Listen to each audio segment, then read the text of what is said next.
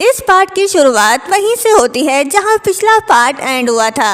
चैनयान ने जब ट्रेन की टिकट देखी तो वो हैरान रह गया और पूछने लगा कि तुम स्कूल वापस जा रहे हो? तो वो कहता है हाँ, जिस पर वो शॉक्ड होकर कहता है नहीं, ऐसा नहीं हो सकता, तुम कहीं नहीं जा सकते। तुम दोनों के ज़माने में तो इंटरनेट और फ़ोन भी नहीं है कि तुम बात कर सको एक दूसरे से। अभी तो तुम लोगों ने एक दूसरे से कन्फेस तक नहीं किया। ये सुन यू मिंग ब्लश करने लगता है और कहता है शीशी ने मेरे लिए एक क्वेश्चन बनाकर भेजा है, मुझे पता है वो भी मुझे लाइक कर रही है। तो चैनयान कहता है हाँ, तो इससे ये साबित कैसे होता है कि वो तुमसे प्यार करती है? तो यू मिंग कहता है उसने अपने हाथों से मेहनत करके मेरे लिए क्वेश्चन बनाया, इसका और क्या मतलब हो सकता है? ये सुन चैनयान अपना सर पकड़ लेता है और कहता है इसका मतलब बिल्कुल भी ये नहीं कि वो तुम्हें पसंद करती है। I mean, क्या तुम दोनों ने एक दूसरे से कन्फेस किया? क्या तुमने उसे हग या किस किया जब कुछ हुआ ही नहीं? तो अभी वो कुछ बोल ही रहा होता है कि यू मिंग उसे चुप करवा देता है और शर्माते हुए कहता है कैसी बातें करे हो, वो भी पब्लिक में, क्या तुम्हें शर्म नहीं आती? जिस पर चैनयान कहता है इसमें शर्म कैसी, मैं तुम्हें सिखाऊंगा कि तुम मेरी मॉम का दिल कैसे जीत सकते हो। नेक्स्ट सीन में हम यू मिंग को देखते हैं जो अपनी साइकिल लेकर शीशी के घर के सामने खड़ा हो जाता है। मन ही मन खुद से कहता है मैं ऐसे क्यों खड़ा हूँ, मुझे थोड़ा स्टाइल से खड़ा होना चाहिए ताकि मेरा इंप्रेशन अच्छा पड़े।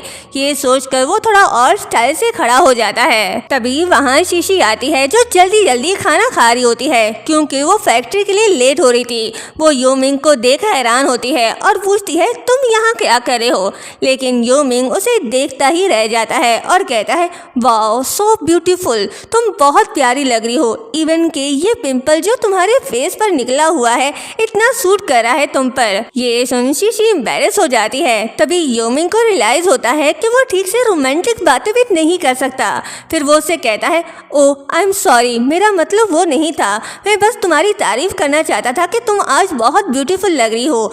ये सुन वो स्माइल करती है और कहती है हाँ, ये सब तुम्हारी कज़न ने मुझे दिए हैं। लेकिन फिर वो उसे पूछती है वैसे तुम यहाँ कर क्या रहे हो? तो यू मिंग बहाना लगा देता है और कहता है देखो ना, मेरे साइकिल की चेन उतर गई और वो भी बिल्कुल तुम्हारे घर के सामने, मैं तो बस यहाँ से गुजर रहा था। जिस पर शीशी कहती है ओ अच्छा, तो फिर तुम अपनी चेन ठीक करो, मैं फैक्ट्री जा रही हूँ, मुझे लेट हो रहा है। जिस पर वो उसे रोकता है और कहता है ये ठीक हो गया, चलो मैं तुम्हें ड्रॉप कर देता हूँ। तो शीशी उसके साथ बैठ जाती है। लेकिन यू मिंग से अपनी इंजरी की वजह से साइकिल ठीक से चलाई नहीं जा रही थी, इसलिए शीशी उसके लिए साइकिल चलाती है और यू मिंग उसके पीछे बैठ जाता है। दूसरी तरफ हम चैनयान को देखते हैं जो कैमरा लेकर उनका इंतजार कर रहा था और मन ही मन कह रहा था जैसे ही वो दोनों आएंगे मैं उनके हैप्पी मोमेंट्स कैप्चर कर लूंगा। लेकिन वो शीशी को आगे और यू मिंग को पीछे बैठा देख हैरान रह जाता है। तभी साइकिल डिसबैलेंस हो जाता है और शीशी गिरने वाली होती है। तभी यू मिंग उसे गोद में उठा लेता है और ये सीन चैनयान अपने कैमरे में कैप्चर कर लेता है। तभी शीशी की नजर चैनयान पे पड़ती है तो वो उससे कहती है तुम यहाँ क्या कर रहे हो? जिस पर वो कहता है ओह मैं तो बस फैक्ट्री जाने वाला था। तो शीशी कहती है हम बहुत लेट हो चुके हैं और एक कार्ट पर बैठकर फैक्ट्री जाने लगती है। तो यू मिंग और चैनयान भी उस कार्ट में बैठ जाते हैं, ये सोचे बिना कि वो उन दोनों का वेट कैसे उठा पाएगी। लेकिन शीशी बहुत स्ट्रॉन्ग लड़की है, वो उन दोनों को खुशी खुशी फैक्ट्री तक ले जाती है। फैक्ट्री पहुंचकर वो उनसे कहती है अब तुम दोनों उतरो, मैं ये कार्ट पार करके आती हूँ, और वहाँ से चली जाती है। तो यू मिंग कहता है वेरी इम्प्रेसिव, आई मीन एक नाजुक सी लड़की होकर उसने हमारा वजन कैसे संभाल लिया, और तुमने देखा वो कितनी फास्ट कार चला रही थी।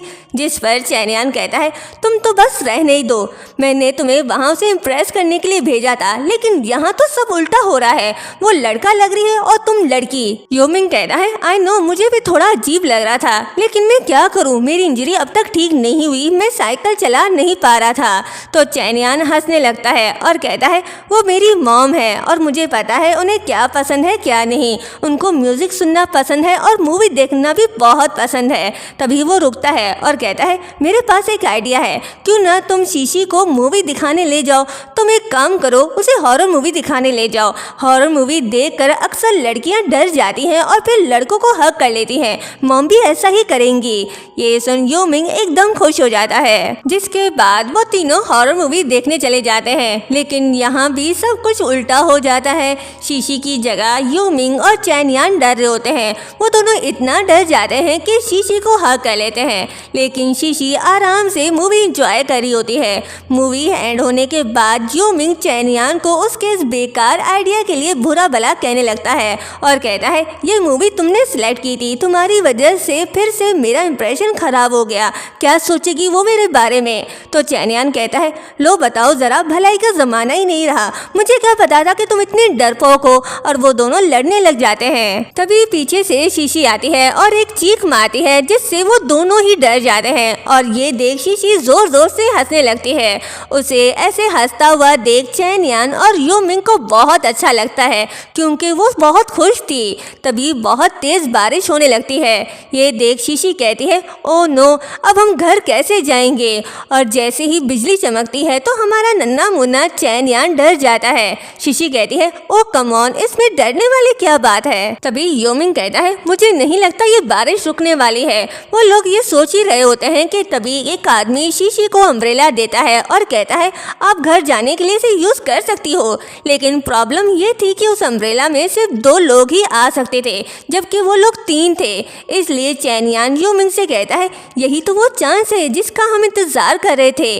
तुम दोनों ऐसे बारिश में एक अम्ब्रेला के नीचे, सोचो कितना रोमांटिक लगेगा। ये कहकर वो बारिश में भाग जाता है ताकि वो दोनों साथ में जा सकें। लेकिन थोड़ी देर में वो दोनों भी उसके पीछे आ जाते हैं। ये देख वो हैरान हो जाता है और कहता है, तुम दोनों यहाँ क्या कर रहे हो और अम्ब्रेला कहाँ है। तो शीशी कहती है, वो हमने उस आदमी को वापस कर दिया, हम तुम्हें ऐसे बारिश में अकेला कैसे छोड़ सकते हैं। और तीनों भीगते हुए बारिश एंजॉय करने लग जाते हैं। नेक्स्ट सीन में हम शीशी को घर में देखते हैं। उसकी ग्रैंड माँ उसके लिए जिंजर सूप लेकर आती है और डांटते हुए कहती है, अब तुम बड़ी हो गई हो, फिर भी ऐसे बारिश में भीग कर आई हो, बीमार पड़ गई तो।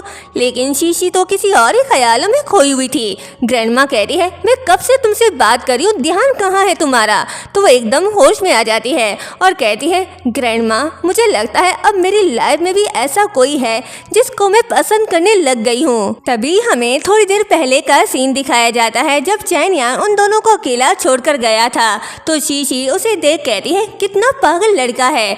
यो मिंग कहता है, हाँ पागल तो है। जिस पर वो कहती है, मैं उसकी नहीं बल्कि तुम्हारी बात कर रही हूँ, क्या तुम्हें दिखाई नहीं दे रहा वो हम दोनों के लिए कितने एफर्ट्स कर रहा है। साफ दिखाई दे रहा है कि वो ये सब हम दोनों को साथ करने के लिए कर रहा है। यो मिंग कहता है, हाँ तो उसमें बुराई क्या है। जिस पर शीशी कहती है, नहीं ऐसा नहीं हो सकता, हम दोनों अलग अलग फैमिली बैकग्राउंड से बिलोंग करते हैं, हम साथ नहीं हो सकते। लेकिन तभी यो मिंग उसके क्लोज आता है और अपनी सारी फीलिंग उससे कुछ ना कहते हुए भी कन्फेस कर देता है। ये देख वो ब्लश करने लगती है। यो मिंग कहता है, देखो तुम शर्मा रही हो। शीशी कहती है, ऐसा कुछ नहीं है। प्रेजेंट में यो मिंग के बारे में सोच शीशी के फेस पर स्माइल आ जाती है। लेकिन तभी उसकी तबीयत खराब होने लगती है। शीशी की ग्रैंड माँ उसको हाथ लगाकर देखती है तो परेशान हो जाती है, क्योंकि उसको बुखार हो रहा था। और तभी शीशी बेहोश हो जाती है। जिसके बाद हम उसे हॉस्पिटल में देखते हैं, जहाँ चैन यान और यो मिंग उसे मिलने आते हैं। चैन यान कहता है, मुझे तो लगता है तुम्हें यहाँ से जाने को दिल ही नहीं कर रहा, तभी तो इतने दिनों से यहाँ पड़ी हुई हो। यो मिंग भी कहता है, हाँ तुम्हें हॉस्पिटल में कितने दिन हो गए हैं, लेकिन अभी तक तुम्हारा फीवर क्यों नहीं उतरा। उसको अपनी इतनी फिक्र करता देख शीशी फिर से ब्लश करने लगती है। जिस पर चैन यान कहता है, आज तुम दोनों इतने अजीब बिहेव क्यों कर रहे हो। जिस पर शीशी कहती है, नहीं ऐसा तो कुछ नहीं है। लेकिन चैन यान बहुत चालाक है, वो समझ चुका है कि समथिंग शुरू हो चुका है। लेकिन तभी यो मिंग बहाना बनाकर वहाँ से बाहर जाने लगता है। तो चैन यान कहता है, कहाँ चले, मुझे भी अपने साथ लेकर चलो।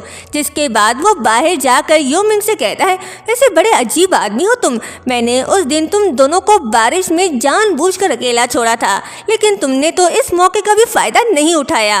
जिस पर वो कहता है नहीं ऐसा कुछ नहीं है, मैंने शीशी से अपनी फीलिंग्स ऑलरेडी कन्फेस कर चुका हूँ और मुझे लगता है वो भी मुझे पसंद करती है। ये सुन चैन यान तो खुश हो जाता है। उधर डॉक्टर शीशी को बुलाते हैं और बताते हैं कि वो ठीक नहीं और ये जो फीवर उसको हुआ है ये भी कोई नॉर्मल फीवर नहीं, उसको एक ऐसी बीमारी है जिससे उसकी जान को खतरा हो सकता है और अब उसको उसका कोई खून का रिश्ता ही उसे बचा सकता है। लेकिन शीशी का तो इस दुनिया में कोई नहीं, वो जिन ग्रैंडमा के साथ रहती है वो भी उसके बायोलॉजिकल ग्रैंडमा नहीं है, इसलिए वो भी उसे बचा नहीं सकते। ये सब सोचकर वो सैड होती है। जिसके बाद शीशी डॉक्टर से पूछती है वो कब तक जिंदा रह सकती है, तो डॉक्टर उसको 1 साल का टाइम बताता है और कहता है अगर वो बहुत लकी भी हुई तो सिर्फ 1 साल तक जिंदा रह सकती है। और यहीं पर ये पार्ट एंड होता है। नेक्स्ट पार्ट देखने के लिए चैनल को सब्सक्राइब और वीडियो को लाइक शेयर करना मत भूलिएगा। Thank you so much.